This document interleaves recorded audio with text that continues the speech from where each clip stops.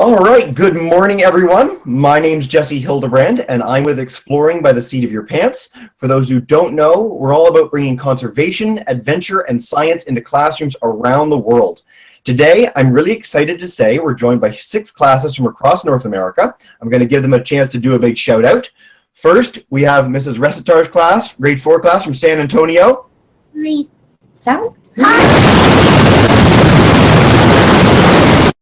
That was a very dinosaur-like yell. I like it. Okay. We've got Mrs. Newton's class, grade 4, also from San Antonio. Hi. We've got Mr. Wright's class, grade 7H from Brights Grove, Ontario. Awesome. We've got Mrs. Fletcher's class, grade 3 class from Mount Airy, North Carolina. Awesome. We have got Mrs. Furnival's class from grade 2 class from Guelph. If you want to demute, they're screaming. The mic's off, but they're excited. And then, if you guys want to demute your mics, you've got the entire basically school or city of Orangeville in the Montgomery Village Public School. Hi, guys. All right. Feel the power. Okay. Of course, the reason you guys are all here today is not for me. It's for our amazing speaker, Victoria Arbour. Now, I think when I was a kid, certainly, all I wanted to do is be a paleontologist. Now, dinosaurs are just the coolest things in the world, and I think a lot of you probably want to do that for a living. Now, my passions change, but fortunately, we have people in the world whose passions didn't change and get to do all of our dream and study dinosaurs. So I don't want to take it away. She's not studying T-Rex. She's not studying raptors. She's studying the tanks of the dinosaur world, Ankylosaurs. I'm going to turn it over to you. Thank you so much for being with us here today, Victoria. Oh, thank you so much for having me. Hi, everybody. So my name is Victoria. I am a paleontologist who studies dinosaurs, and I work at the Royal Ontario Museum and the University of Toronto in Toronto, Ontario, Canada. And yeah, I was a little kid who really liked dinosaurs, and I never really grew out of that stage of liking dinosaurs. And now I get to think about dinosaurs all day, every day, which is pretty great. And dinosaurs are a really great thing to be able to study because they can teach us about how life on Earth has changed over millions and millions of years. We can look at how animals change when climate changes or when there are big extinction events. So they're actually really useful for understanding what's happening as the world changes around us today, even though they're really different animals than anything alive today. So I thought I would talk a little bit about what it's like to be a paleontologist, what my job actually does, and what I do most days. Well, most days I spend a lot of time typing and writing, but I'll tell you about some of the cool parts of my job that I do in the summertime. And then I also wanted to talk about my favorite dinosaurs, the Ankylosaurs. So hopefully everybody likes Ankylosaurs because those are my favorite ones. We're going to talk about them at the end. So think of questions to ask me while I tell you about some of these things about being a paleontologist, okay? All right, so I'm going to share my screen for a little bit and take you on a little bit of a tour of what it's like to be a paleontologist. Let's see, is this working? All right. We're looking at Google Earth right now, and I live here in Toronto, Ontario, but a lot of the time I spend my summers in places very far away from where I live. So let's take a little zoom here all the way across Canada to Alberta, Canada, in Dinosaur Provincial Park. This is where I've spent a lot of time doing looking for new dinosaur fossils. You can see it's very dry here. It's not like a forested area. And in fact, if we zoom right in, and I'll show some pictures later, it's a very badlands type environment. So it's lots of rocks that you can crawl over and look for new dinosaur fossils. So I'll just kind of zoom out for a second so you can see where on Earth that is. There's Canada, and there's Alberta and Dinosaur Provincial Park. It's one of the best places to look for dinosaur fossils. But one of the great things about my job is I also get to travel to other countries and see other places in the world, different cultures and different types of environments. And one of my favorite places that I've gotten to go is Mongolia. So let's zoom around here. Mongolia is way on the other side of the planet. And I like to go to the Gobi Desert and look for dinosaur fossils. You can see it's a huge desert. All of that brown is rock without any trees or plants on it. So we do lots of looking for dinosaurs there as well. And so I've been really lucky to be able to travel to lots of different places. I've also been to Argentina and in lots of different places in the United States. And one thing that they all have in common is they're often in these desert environments. So I get to spend a lot of time hanging out in deserts and looking for fossils, which is pretty fun, very different from the city of Toronto. So let's talk a little bit about how we actually find and dig up dinosaurs. So we spend a lot of time, here's Dinosaur Provincial Park, where I was showing you at first. We spend a lot of time in these very dry environments, walking around, looking at rocks, and trying to find little bits of dinosaur fossils. And sometimes it takes a really long time, but when we do find dinosaur fossils, we get to dig them up and see if there's something new or interesting. And so we spend a lot of time walking up little gullies, looking for little bits of bone, but you can see it could be kind of hard to tell like if there's a bone there. Not all of the bones are really big. So let's see, can you guys see the dinosaur fossil in this picture? I'll point it out with my mouth or with my cursor. Here's a tyrannosaur tooth. But you can see that it's kind of hard to see it in all of these other little rocks and pebbles, right? But it's shiny and it's got a different shape. This is my rock hammer that's kind of pointing towards it. So this is the sort of thing that we do. We have to be really good at picturing what fossils might look like and then see if we can spot them amid all of the other rocks and pebbles that are on the ground. Sometimes I work along the sides of rivers and we have to cut out little edges on the sides of cliffs in order to dig up dinosaur bones, so a little bit different from those deserts. This is in Grand Prairie, Alberta. And this is an example of what it looks like in Mongolia. These are the houses that people live in the desert. They're called gers, and they're really neat. We live in tents, but that's what the sort of houses that we'll see as we're driving around. And it's very beautiful out there, and we get to find lots of dinosaur fossils. So it's a really fun job where you get to spend a lot of time outside in the summertime.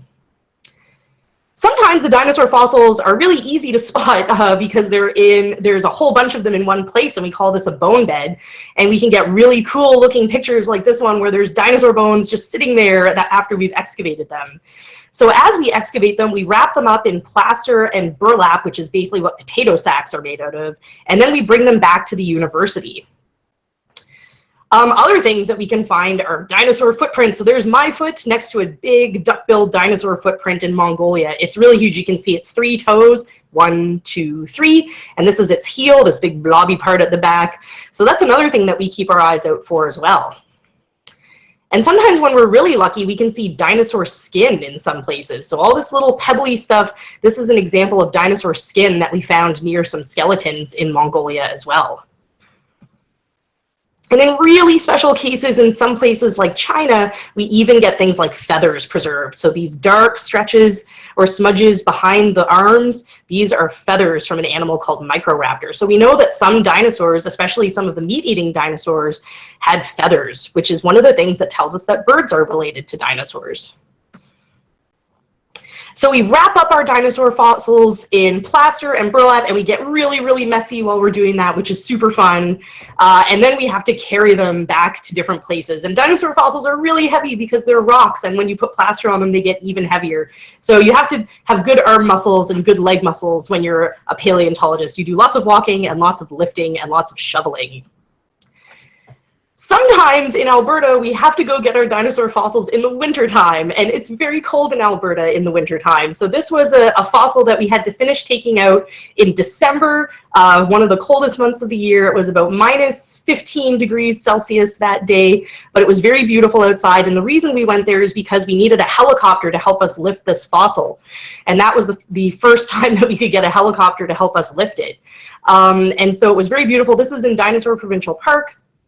And some of the fossils are just too heavy for us to lift out ourselves. So sometimes when we're really lucky, we can get helicopters to come and help lift them for us. So that's always very cool and exciting when they help us with that. Once we bring them back to the lab, we have lots of people who help us clean up the fossils. We usually leave lots of the rock around them to help keep them safe while we're transporting them because they can get bumped in cars or helicopter nets. And so we use lots of different tools. Sometimes we just use like dental tools, like what you see at a dentist's office, to help pick the rock away from the bone. Sometimes we use special tools called air scribes, which is what my friend Ian here is using. And they're basically like tiny little jackhammers that use air to help vibrate a little needle and push the rock away from the bone. So it's a pretty fun job. It's very time consuming though, so it takes a long time to prepare a fossil that we've collected.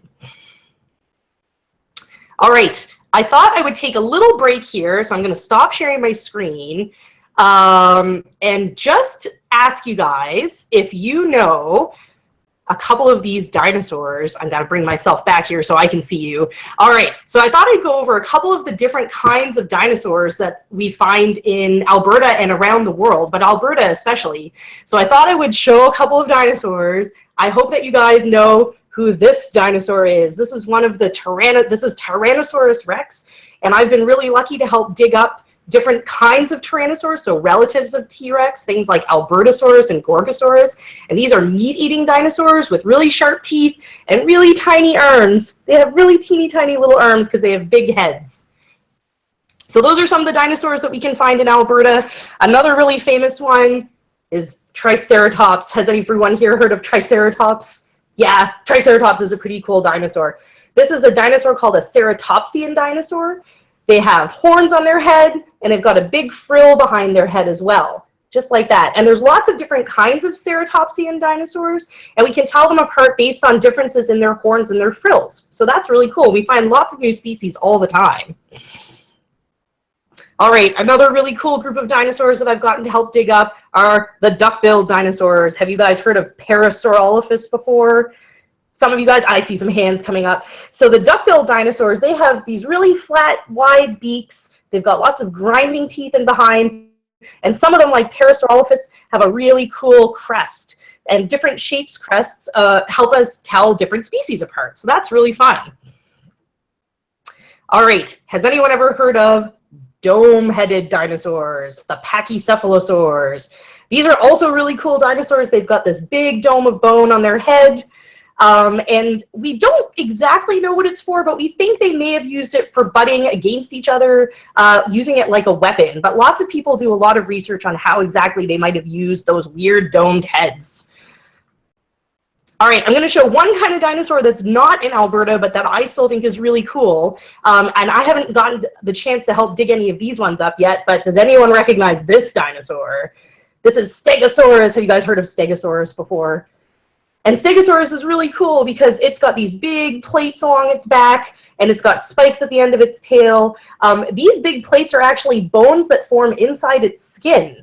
So we don't really have anything like that in our bodies, but Stegosaurus has these really cool plates. They're called osteoderms, which means skin bones. They're really fun. All right, I've got one trick question for you. Is this a dinosaur? Maybe. It's got a big frill on its back, but it's a trick question because this one is Dimetrodon. Have you guys heard of Dimetrodon before?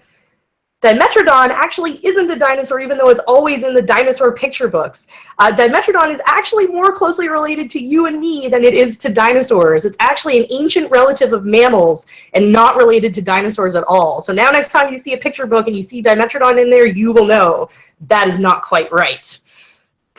But let's get back to my favorite dinosaurs, the Ankylosaurs. Ankylosaurs are really great dinosaurs. They're actually kind of close relatives of Stegosaurs because they also have bones in their skin. They've got these little spikes and plates in their skin called osteoderms. Those are skin bones. I like Ankylosaurs because they've got nice, wide, flat bodies. They're kind of like coffee tables that walk around. And some of them have really cool tails with a tail club, and that's my favorite part. So let's switch back to my PowerPoint, and I'll show you a couple of pictures and tell you a couple of things about Ankylosaurs, and then we will answer some questions. All right, screen sharing on. Boop. All right, so those are my very favorite dinosaurs, the Ankylosaurs. So this is a picture of an ankylosaur that I got to name a few years ago. This is called Zia pelta. It is from New Mexico, and I think it's really great. Zia pelta has a really cool head. They've got horns on the back of their head, and it's got a really neat ring of bones around its neck that have big spikes on them. That's all we know about this ankylosaur for now, but we know that other ankylosaurs like it would have had this really spiky appearance, and we know that this particular one was part of the group that had that really cool tail with the club at the end. I really like ankylosaurs because we find them in places that I like to go look for dinosaurs. So we find lots of ankylosaurs in Alberta, and the other place that's really great to look for ankylosaurs is in Mongolia, which I talked about a little bit beforehand. So that's one of the reasons that I've really liked to get to go to Mongolia to look for dinosaurs. But the two places have slightly different kinds of ankylosaurs. So in Mongolia, we get ankylosaurs with these really cool spiky, lumpy heads. And in Alberta, we find ankylosaurs with kind of smooth heads. They've still got big horns at the back, but the little lumps and bumps on their head are smooth instead of spiky. And we can tell them apart based on the different kinds of ornaments that are on their heads, like the shapes of their horns and all of those little bumps like in their snout. This is an example of one of those really bumpy-headed ones, and you can just see how flat they are and how much armor they have. All these little bumps on their arms, these are all of those skin bones that they have all over themselves. So they've got lots on their arms, all along their sides, a really lumpy head, and then the tail club is sort of way back here past its big fat belly. Ankylosaurs have so much armor, they even have really, really weird bones. I bet you can't guess what these are. These are actually bones in their eyelids. So these are fossil ankylosaur eyelid bones, and they are just so weird, and no other animal really does anything like this. Here's an example of what it would look like. This is where the eye would have been, and then we can see their horns behind the eye and under the eye, and this is what it would look like if it was blinking with those weird bones inside their eyeballs. So it's a really cool thing about ankylosaurs. They just have so many bones protecting their body all over. Some ankylosaurs are really huge. This is Ankylosaurus. It's the very biggest ankylosaur that we know of. It has a huge head. The head is wider than my whole body. It is really cool. It's one of my favorite specimens ever. This is at the Canadian Museum of Nature in Ottawa, Canada. But there's also some examples of some really little ankylosaurs. This is a baby ankylosaur called Pinacosaurus, and it is from China, sort of in the Gobi Desert, but on the Chinese side of the border. And you can see that it's got a really little head. Its eyeball is this really dark spot right here. It's got a really weird nose. And it's much smaller than me compared to that big Ankylosaurus. So it's really cool. We don't know a lot about ankylosaur babies, but we've got a couple of examples of babies of this one called Pinacosaurus. And my PhD supervisor actually dug up that specimen when he did fieldwork in China in the 1980s as part of the Canada-China Dinosaur Project. And what he found were little baby ankylosaurs all lined up, cuddling up next to each other. So you can see these sort of lumpy things here, here, and here, lined up next to each other. So all of these little baby ankylosaurs died at the same time, which is kind of sad, but it tells us that they were living together in a group, which is really cool. We find most ankylosaur skeletons by themselves, so we think that maybe as adults they lived by themselves and they weren't in herds, but as babies they might have hung out together to keep each other safe. All right, the tail club is the very best part of most ankylosaurs. Not all ankylosaurs have tail clubs, but some of them do. One group evolved this very special structure, and it is very cool. Ankylosaur tail clubs are very stiff, so the front part of their tail is very flexible, like other dinosaur tails, but the back part of the tail is very stiff. It has this part called the handle, which is all the vertebrae locked together, and then this knob of bone at the end is called the knob, and it's some of those skin bones all expanded and globbed together. And then they also have special ossified tendons, so tendons that usually are stretchy in our bodies have become bone in ankylosaur tails, which is very cool. And tail clubs come in all kinds of different shapes. This picture is of me holding the very smallest one and standing next to the very biggest one. And they come in lots of different shapes, and some of these shapes might help us tell different species apart, or maybe how old they were when they died. I've done a lot of work trying to figure out exactly how ankylosaurs could use their tails, because we think that they use them as a weapon, but we hadn't really done a lot of work about whether or not they could do that. So some of the work that I've done is looking at things like their tail bones and their hip bones. This is actually an ankylosaur hip bone that we're looking at kind of from behind and looking at the back of it. And some of the things that I've done are looking at how the muscles may have been reconstructed so that we can figure out how hard they could swing them from side to side. So I basically get to reconstruct the bum muscles of an ankylosaur as part of my job. So that is pretty fun. And this is where the math comes in. So you don't have to worry about this math, but even though paleontologists get to spend a lot of time digging and looking for fossils and having fun with dinosaur bones. We also do a lot of math as part of our job. So this kind of math, I did physics to look at the biomechanics of how ankylosaurs could swing their tails from side to side. So these are things that you'll probably learn when you're a little bit older, but it's really fun. So you do get to use some of these things even as a paleontologist. Another thing that I do a lot of nowadays are statistics. So looking at the probabilities of different things evolving. Some of the really fun work I got to do was some really cool like 3D digital work, taking a look at CT scanned fossils. So if you've ever had a CT scan or broken your bone and had an X-ray, that's basically what I was doing. I X-rayed fossils and took lots and lots of slices so that I could make 3D models in the computer. And the reason I wanted to do that was because I wanted to test how hard a tail club would have to be hit before it would break, so that we could figure out how hard they could smash into things without breaking. And so we use special engineering software that people use to say, look at how strong a bridge is, or maybe how well an airplane wing can hold up an airplane. And we use that on dinosaur fossils instead. So we CT scan fossils, we make 3D models in the computer, we turn those 3D models into this cool thing that looks like a bunch of Lego bricks, and then we tell the computer to smash it, because we can't do that with the real fossils. And so using math and engineering, we were able to figure out that ankylosaurs could hit their tails really, really hard, but were really good at not breaking when they smashed into things. So that was a really fun part of the work that I've gotten to do. Now some of the work that I'm doing is taking a look at how and why tail clubs evolved, not just in ankylosaurs, but in a group of animals called glyptodonts, which are extinct relatives of armadillos. So they're mammals, but they also evolved things that look a lot like ankylosaur tail clubs. So this is one of the things that I'm really interested in, how weapons evolve, how animals use their weapons, and just looking at weird things in extinct animals. It's a great part of my job. So I thought I would just talk a little bit really quickly about some of the things that I use every day in order to be a paleontologist and do the scientific research that I do. I use biology because I need to know about animals. I use geology because I need to understand the rocks where I find fossils in. I use physics and math.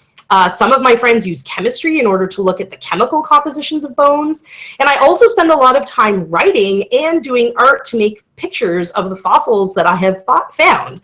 So those are all the different things that I get to use all the time. So you should make sure that you take time to study all of those things. And I also spend a lot of time being outside and camping, exercising, traveling, and I get to meet lots of new people from all around the world. So those are some really great parts about being a paleontologist, is you get to do all these very, very different things. I'm just going to leave this on the screen in case anybody wants to learn a little bit more about ankylosaurs. You can take a look at my website, and I have a blog, and you can ask me questions there. I helped make an online course about the intro to dinosaurs through my university where I did my PhD at the University of Alberta. And I was also recently in a really cool new documentary called Dino Trails, which you can watch for free online if you'd like to learn a bit more about paleontology in Canada. So I'm going to stop sharing my screen now, and hopefully you guys will have some questions for me. And I bet they will. That was awesome, Victoria. Thank you so much. All right, so first we'll head to Mrs. Resitar's class in San Antonio. If you guys have a question, yes. Go right ahead. What was the biggest ankylosaur? The biggest ankylosaur is Ankylosaurus. So the ankylosaur that gave its name to the whole group of armored dinosaurs, that's Ankylosaurus, and it is really big. Its head is about, I can't even get back far enough without falling off my chair. Its head is about this wide. It's really huge. How long is it? I'm curious. How what? How long is the diet? Like, no, it's really hard to say because Ankylosaurus is not known from very many complete specimens. But some of the work that I'm doing right now, trying to figure out how big it is, we think it might have been about 7 to 8 meters long. So pretty big dinosaur. Pretty big. All right, we'll go to Mrs. Newton's class. You guys have a question? Yeah. How heavy are dinosaur bones?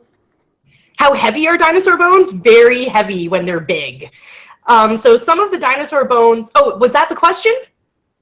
Yep, that was the question. That was the question? Okay, so dinosaur bones, they become fossilized, and that means that all the little holes that are in our bones that let blood go through get filled up with more minerals and rocks. So that means that dinosaur bones are actually heavier than like a fresh bone from, say, like your chicken that you might eat for dinner. So they can be really, really heavy. So of course they come in lots of different sizes. So some of the things like tail bones I might be able to just carry in my backpack, but things like big leg bones I usually have to like lift up like this, and it's really heavy. Awesome. All right, Mr. Wright's class, you guys have a question.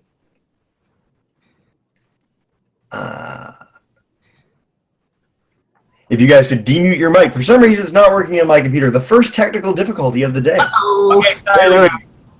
You're good. Have you ever seen velociraptor bones, and where? That is a great question. So I have seen some velociraptor bones. I haven't been lucky enough to find a velociraptor when I've been in Mongolia. Oh, I guess I should say velociraptor is a Mongolian dinosaur, so it's one of the ones that we could find. It's not a very common dinosaur to find, though, but I have seen fossils of velociraptor in museums in Mongolia, and they are very beautiful because small meat-eating dinosaur bones are usually really pretty and shiny, and you're like, ooh, it's velociraptor and it's famous. And I grew up liking Jurassic Park too, so you always get really excited when you see like famous dinosaur fossils. Awesome. All right, Mrs. Fletcher's class. There you go. How do you tell the bone from the rock? Oh, that is a great question. So in some places, it's really easy. Some of the places where I've dug up dinosaur fossils, the bones are a really different color than the rocks. So some of the places I've worked, like in Nova Scotia, Canada, the rocks are red and the dinosaur fossils are white. So that actually makes it pretty easy. But in some places, like Alberta, the fossils are brown and the rocks are a slightly lighter colored brown. So we look for things like the overall shape. Dinosaur bones are sometimes a little bit shinier, especially teeth. And if they're broken at all, you can see inside that they're kind of spongy looking. So that's a really good way to tell them apart from the rocks. And so we have to learn what lots and lots of different bones look like. So I spend lots of time looking in museum drawers at fossils that have already been collected. We also spend a lot of time learning about what bones of modern animals look like. We call that comparative anatomy. And so that's so that we can identify lots and lots of different things. So you have to kind of keep a lot of pictures in your brain. Awesome question. All right, Mrs. Furnival's class, if you could demute your own mic, if you guys want to ask a question, go right ahead. How much horns does Cosmoceratops mostly have? Oh, goodness. How many horns does Cosmoceratops have? It has a lot of horns. It has a whole bunch of horns all along the back of its frill, but I don't actually know the number. That is a good question. I think it's 30. 30? It might be 30. There's a lot. We've got junior paleontologist now. That's a really good question. The next hangout for us, that was awesome. I'll have to look that one up for next time. All right, the group in Montgomery Village, if you guys have a question, again, you'll have to demute your own mic, but go right ahead. Approximately how many hours does it take before you find a fossil? Ooh, that's a really good question. Some of my friends have made some estimates that it's like hundreds and hundreds of hours per person to find a dinosaur fossil, especially a good skeleton. So when I go out in the field, I usually go out with maybe 5 or 10 people. We might go out for like 3 or 4 weeks, and we might come back with 100 to 400 fossils. But some of those are really small things like teeth, and that's in a really good place like Dinosaur Provincial Park, like a really good place to find dinosaur fossils. I have also been out in places where it's harder to find fossils, and I've walked for like 4 days and found nothing. So most days in really good places to find dinosaur fossils, I might find like tail bones or toe bones or teeth and have a little baggie to take back at the end of the day. And maybe we'll find one really good skeleton in a month. Excellent. All right, so we'll go back through the classes now. We'll start again with Mrs. Resitar's class. If you guys have a question, go right ahead. What do you have to, like, what do you have to go through when you have to try to find it and all that? What do I have to go to when I try to find... Oh, I didn't quite hear the last part of that sentence. What do you have to go through? What do you have to go through when you have to try to find? What do you have to go through? What do you have to go through to be that kind of scientist? Oh, to be that kind of scientist, that is a really good question. So I I finished all the way through public school, all the way to grade 12. And then I spent a long time in university. So if we called them grades like we do in grade 1, grade 2, grade 3, I would have finished university when I was in grade 22. So it was a really long time. So I did 4 years at my undergraduate university, getting something called a Bachelor of Science. And then I did 2 years doing a Master of Science. And then I did 5 years to get a PhD, which is why I put doctor in front of my name now. So it takes a long time, but it's really fun. And it becomes a little bit different as you get older. So when you're an undergraduate doing your bachelor degree, you take classes kind of like what you're doing right now. But once you become a master's or PhD student, you start doing your own research. So it becomes really different. It's kind of like an apprenticeship where you're learning how to be a scientist. So it's a little bit different, but it does take a long time sometimes. Excellent. Good. I'm really glad someone asked that question. Mrs. Newton's class, if you guys have another question. When did the dinosaurs die out? The dinosaurs, okay, well, that's a really interesting question. So most people will say the dinosaurs died out 66 million years ago. But in fact, dinosaurs are still alive today all around us. Do you know why that might be? Oh, a curious face. So all of the birds around us are actually living dinosaurs. So birds evolved from small meat-eating dinosaurs, kind of like Velociraptor. And because of the way evolution works, it's not like they're a totally separate thing. They just are dinosaurs. They're just really weird, feathery, flying dinosaurs. So most dinosaurs, except for birds, died out 66 million years ago. So all of our things like Triceratops and Ankylosaurs and T-Rex and the duck-billed dinosaurs, they all went extinct, but small little feathered theropods like Velociraptors survived, and now they're birds all around us today. Cool. All right, Mr. Wright's class, if you guys want to ask another question, go right ahead. If you could choose any other dinosaur than the Ankylosaurus, what would be your favorite one and why? Ooh, a really tricky question. I secretly really like all dinosaurs because all dinosaurs have something interesting about them. So I have worked mostly on Ankylosaurs, but I have written some papers about and done some research on duck-billed dinosaurs. I've also done some research on things that aren't dinosaurs but are really closely related to dinosaurs called pterosaurs. So a lot of people think they're flying dinosaurs, but they're a little bit different. Those are the ones with kind of leathery wings instead of feathery wings. And so I really like researching all kinds of different things. Now I work a little bit on fossil mammals like those glyptodonts, and I also work a little bit on fossil turtles. So really, I mostly work on dinosaurs and I mostly work on ankylosaurs, but the great thing about being a paleontologist is you get to do all kinds of research on all kinds of different aspects of prehistoric life. So it's really fun. Awesome. All right, we'll go back to Mrs. Fletcher's class.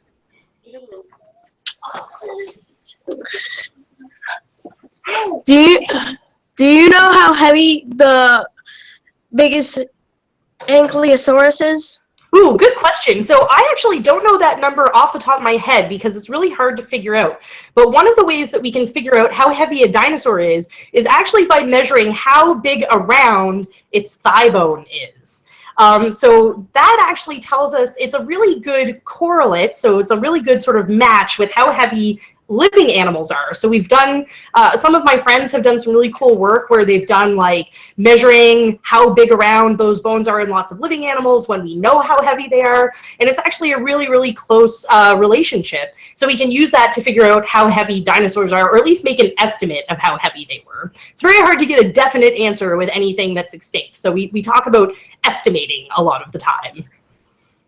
Excellent. All right, we'll go back to Mrs. Furnival's class. If you guys could demute your mic. Perfect. And he's coming. What are the 3 new dinosaurs that you found? Okay, so I have found lots and lots of different fossils from dinosaurs that we already know the names of. So things like duck-billed dinosaurs and horned dinosaurs and meat-eating dinosaurs. But I've also been really lucky to get to name a couple of new ankylosaurs. So I've named a new ankylosaur from New Mexico called Ziapelta. And I also got to name a new ankylosaur from Mongolia called Zarapelta.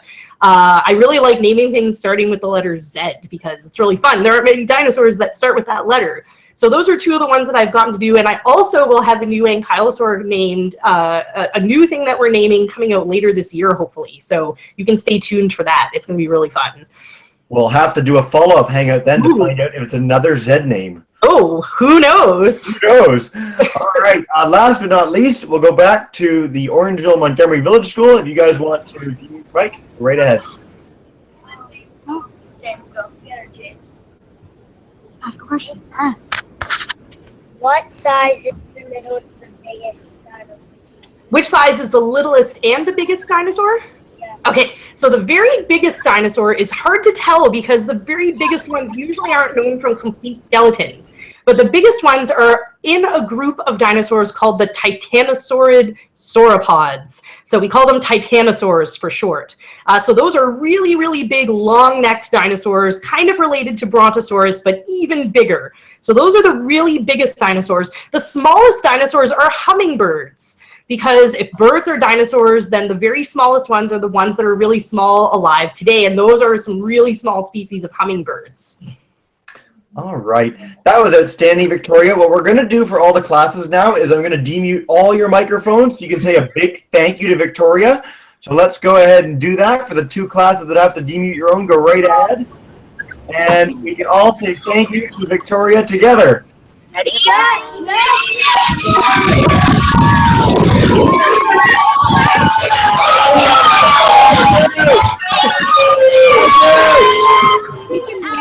We got some dinosaur love, Victoria. Dinosaur love. All right. Well, to all the classes, thank you so much for joining us here today. We hope to have you exploring by the seat of your pants again soon. Victoria, thank you so much for joining us. Oh, thank you very much for having me. Thank you for all the good questions.